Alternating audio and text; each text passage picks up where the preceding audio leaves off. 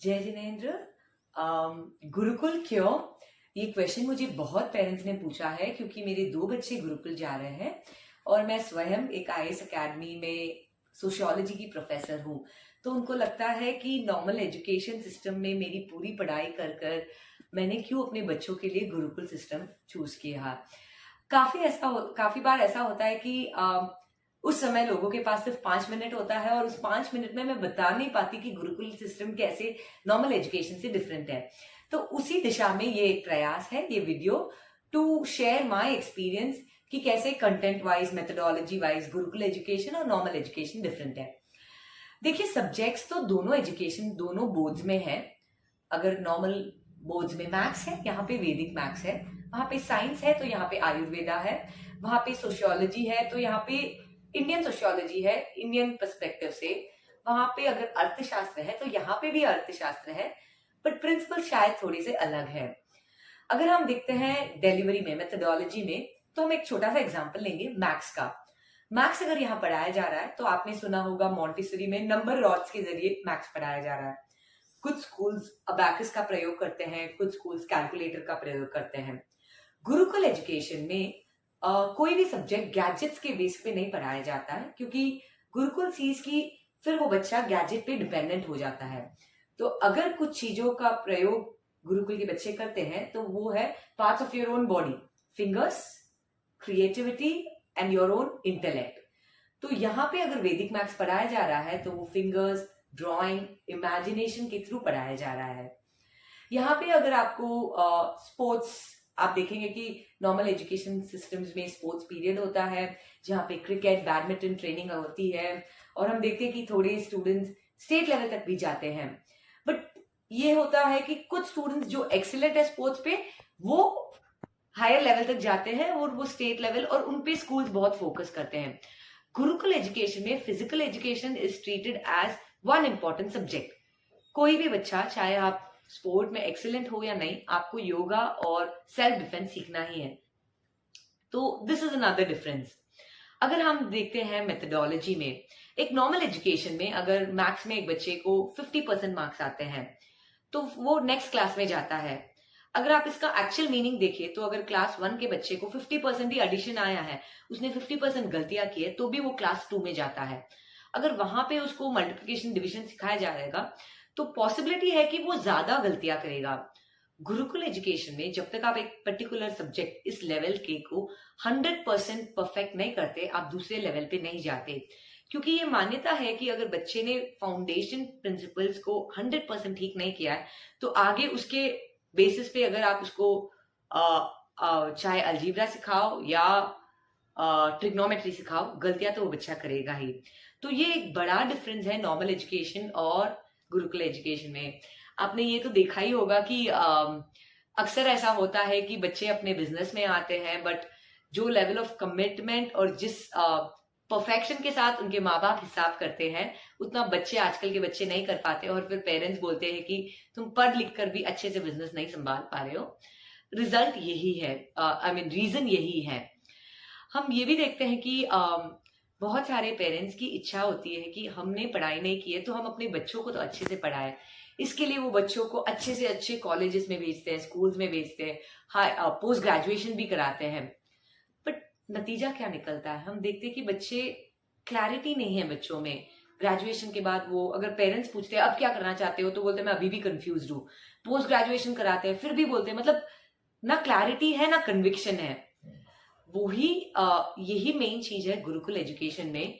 Gurukul education tries की by the age of 16 या 17 years एक बच्चे को क्लैरिटी आए कि उसको कौन से फील्ड में स्पेशलाइज करना है।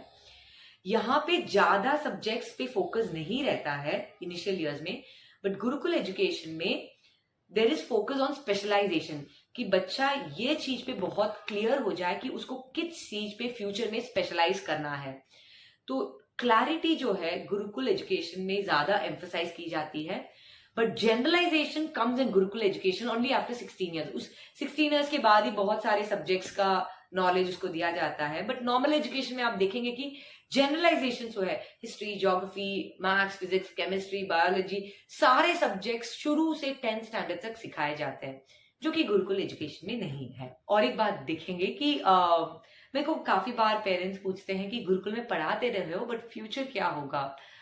वेल, अगर आप देखते हैं कि अगर हमको लगता है कि फ्यूचर एआई है, चैट जीपीटी है, कंप्यूटर्स है, it definitely could be, but जो स्कूल में एक पर्सन का डेवलपमेंट होना चाहिए वो गैजेट बेस्ड नहीं होना चाहिए बट कि सेल्फ बेस्ड होना चाहिए। गुरुकुल एजुकेशन ये मानता है कि एक इंडिविजुअल के सबसे बड़े गैजेट्स होते हैं उसकी बॉडी और माइंड, इसलिए ज्यादा फोकस होता है उसके हेल्थ पे और उसके माइंड पे और उसके बैलेंस पे।